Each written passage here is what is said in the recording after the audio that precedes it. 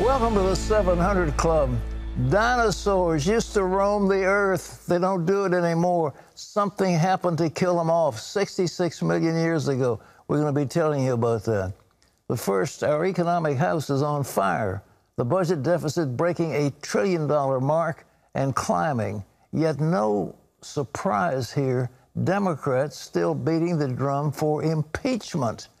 Capitol Hill reporter Abigail Robertson has more on the crippling dysfunction in Congress. Republican Representative Doug Collins is criticizing House Judiciary Chairman Jerry Nadler for preparing a vote on impeachment proceedings, calling the Democrats' continued push for impeachment pitiful. They know they don't have the votes to go for a full formal impeachment inquiry, which is what our House rules require. Adding he believes Democrats are changing the rules. They want to make it look like they're doing something that they promised their base because they've been out promising that they would get this president. The sad part about it is they want people to believe something that's not true. They want to continue to put a false narrative out there. Congress also faces only 3 weeks to strike a deal on government funding. While the Senate plans to work on passing appropriations bills, House Majority Leader Steny Hoyer wrote to his colleagues that he's disappointed that the Senate failed to introduce a single appropriations bill for the first time in more than 3 decades, concluding that a continuing resolution will be necessary to prevent another government shutdown. 2 issues that could complicate budget deals: border wall funding and gun control, with even Republican Senator Roy Blunt concerned over the president using money from his national emergency declaration to build the wall.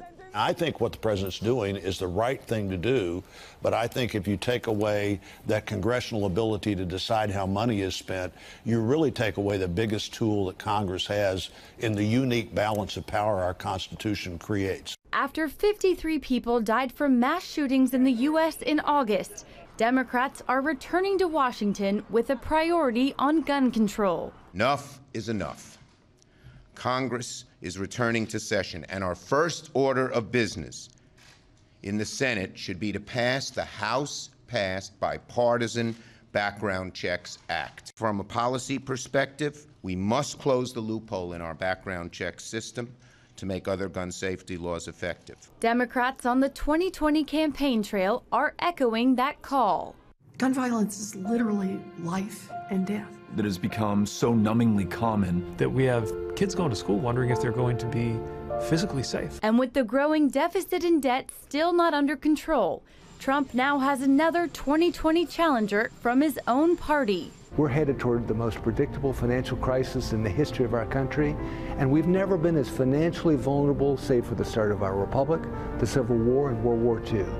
I can't sit on the sidelines and not speak up, and all of us should find a way to make our voices heard. Former South Carolina Governor and Congressman Mark Sanford says his campaign will focus on fiscal responsibility, but Republicans in many states, including South Carolina, voted to eliminate their primaries, making his candidacy a long shot.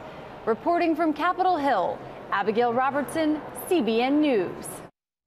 I don't understand why some Democrat is calling on the Senate to propose a spending bill. That's supposed to be the province of the House of Representatives. That's where fiscal bills are supposed to originate. We told you at the top of the show how the deficit federal spending is out of control. Here's more. The government's total debt is now more than $22 trillion. That's bigger than our gross domestic product. And net interest payments on the debt is estimated to be $332 billion this fiscal year. Stephen Moore is an economist with the Heritage Foundation. He joins us from our Washington bureau.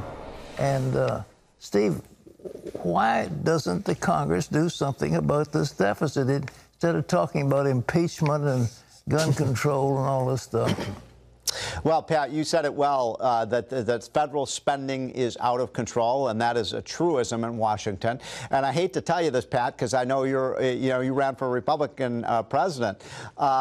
The Republicans are just as responsible for these big deficits as the Democrats are, because it turns out politicians love to play Santa Claus. And so we now have a situation, Pat, where the Democrats want to spend more money on social programs. The Republicans want to spend more money on the military, so they spend more and more on each. Now, I want to be clear on one point, though. I think this is really important, Pat. It is not a revenue problem. If you look at what happened even after the Trump tax cuts, which I think really rejuvenated the American economy, in 2018 and 2019, as you know, the fiscal year for 2019 ends on October 1st, the federal tax revenues were at an all-time high. Never before in the history of this country have we had higher tax revenues than in 2018 and in 2019. So that tells me, Pat, it is not a revenue problem. It's not the tax cuts. It's that neither party wants to do anything to cut out-of-control government spending. Stevie, you wrote a column in the Wall Street Journal recently saying that the government should refinance debt while those interest rates are so low. Tell us more about that. Well, first of all, Pat, think about, you showed those frightening numbers on the screen a minute ago about how big our debt is and that the debt is larger than our GDP. I mean, that's a frightening thing to think about. I mean, I remember when I first came to town, we had $100 billion deficits. Now we have $1 trillion deficits. I mean, it is an outrage. Now, I will say this, though, that think of how big our debt would be if interest rates went back. Do you remember, Pat, in the 1970s when we had, 15, 16% interest rates? Remember that under Jimmy Carter? I mean, imagine we moved towards anywhere near interest rates as they've been in the past, even 6, 7, 8% interest rates. The debt, the burden of paying for that debt would be enormous. So what I'm saying is, while we have these lowest in history interest rates, the interest rate on the 10-year Treasury bill is now 1.5%, 30-year Treasury bills at 2%. Let's lock those low interest rates in and issue 30, even 50-year bonds so that we're not susceptible to a giant increase in interest rates that would send our debt even more into the stratosphere. If we flood the market, I mean, can the market sustain that kind of issue by the federal by the Treasury? That's a good question. We don't know for sure. Let's try it and see. There's other countries. I think Austria is one of them. Austria has a 100-year bond out there, Pat. I don't know if you bought any of those. 100-year bonds. You know what the interest rate on that is? 1% per year. So there's so much risk aversion out there by investors. Yeah, I do think people would buy up these bonds. Look, the safest investment in the world still is buying, other than buying gold, is buying a U.S. Treasury bill. So, yeah, I do think there's the demand out there. You've got, right now, you're not going to believe this, Pat. You've got something like $10 trillion out there in the world economy of bonds at negative interest rates. You heard me right. Negative interest rates. People are buying bonds at rates. It's unbelievable. Now, that is why I think, the United States could do this. I don't know if we're going to get negative rates, but I think we could get a low interest rate on those bonds, and that would help over the next 20 or 30 years save a couple $1 trillion. And even in Washington, that's real money. What's going to move the economy to do that? I mean, you're close to those fellas. I mean, don't you think the president ought to take the lead on that? Well, thanks to my op-ed piece that you mentioned in the Wall Street Journal, the Treasury is getting on this, and they're certainly going to issue more long-term debt, which is a good thing. People don't realize. Just take a wild guess at what the average turnover is on that $22 trillion debt. Well, our economy is five strong. and a half years. 5.5 years. So, let's increase that 15 or 20 years and we lock in those low rates. But that's only part of the solution. The big part of the solution, I'm going to throw one out there for you, Pat. It's something that Donald Trump has talked about. Have you heard of the penny plan? Yeah. Go ahead. Let's do that. I mean, it's so simple. For those who have not heard of it, it's just for every dollar we spend in Washington, next year, instead of that agency spending $1, they spend 99 cents. So they cut 1 penny. And the next year they spend 1 penny less. And the next year they spend 1 penny less. Now, this is Washington that wastes about 25 cents of every dollar they spend. Don't you think maybe they could suck in their stomach, tighten their belts, and save a penny every year on they spend? And by the way, that may not seem like a lot of savings. But, Pat, if you do that for 5 years, you've cut the deficit in half just by cutting that penny a year. Why not do that? Incredible. Well, you remember the old Roosevelt mantra, tax and tax and spend, and that's the way they got elected. Do you think any congressman is going to get elected because he says, I've cut the deficit? Well, you know, that's a good question. Look, I don't want to be too negative here. I mean, you're right. This debt is out of control. I'm so glad you've put a siren alarm out there about this debt, because nobody in Washington wants to talk about this because, as I said, both parties are in on this. Both parties are. But yeah, on the other hand, Pat, this economy is doing really well. If you're an American worker, and you're in my lifetime, there has never been a better time to be looking for a job than right now. Did you know, Pat, we have 7.3 million unfilled jobs in America. That's more jobs unfilled than the entire population of the state of Indiana. So we're talking about a robust labor market. Donald Trump has done a great job of creating the jobs this economy needs. Wages are rising. The average American income is up $4,000 a year since Trump took office. I love this picture. We have the low, and you know what I love most about this, Pat? The lowest black and the lowest Hispanic unemployment rate ever since we started keeping these records. Amazing. Well, let me ask you about it. There are a lot of these nations, especially in Europe and around the world, that are in serious trouble. Are they going to drag us down, do you think? Yeah, that's a great question. You know, this is something that's keeping me up at night. That the rest of the world, Europe is flat. Their economies aren't growing. Germany is actually in a recession. Japan's kind of flat. China, there was a big article in the Wall Street Journal the other day. China, you know, lies about their economic statistics. They were saying they're growing at 7%. A lot of economists think their economy is actually contracting. So it's a global economy. And guess, by the way, guess what country of all the industrialized countries today, Pat, is doing the best? Yeah. The U.S. of A., right? You better believe it. They're all looking over here saying, how did he do that? I want whatever he's doing because it's working. And we got to get this trade deal done with China. And my prediction to you, Pat, if we get this trade deal signed, sealed, and delivered, and I happen to support what Trump is doing, and it's slowed down the economy a little bit, but this is a tough fight we have with China, and they're a bad actor. They're a menace now on the global scene. If we can get a trade deal done with China, I think you're going to see the American economy. It's going to be like taking a champagne bottle, shaking it up, and taking the cork off of it.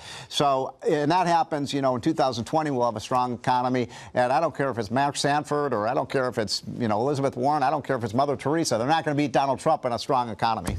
I love it. Stephen Moore, thank you, my friend, for joining us. That's great. Well, in other news, North Carolina holds a special election today, and the outcome could hold a clue to President Trump's chances. Ephraim Graham has more on our top stories from CBN News. Here's Ephraim.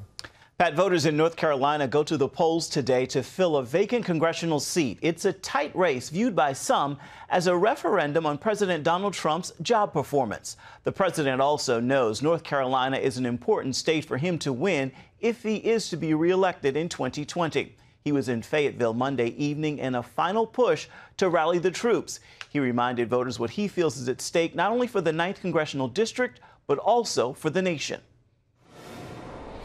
The radical Democrats want to dismantle, demolish, and destroy everything that you've gained. And they will do it, and it won't take that long.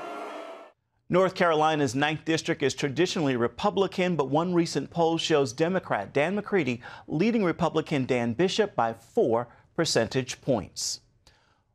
Back to you, Pat. Well, more setbacks for British Prime Minister Boris Johnson. For the second time, Parliament rejected his call for a general election after lawmakers blocked his bid to leave the European Union in October. Now, without a deal, the new law prevents the UK from leaving the EU without an agreement covering trade, travel, and other matters. Johnson says he prefers an agreement, but will leave without one. Parliament will not meet again until mid-October. The legislative body was suspended at Johnson's request.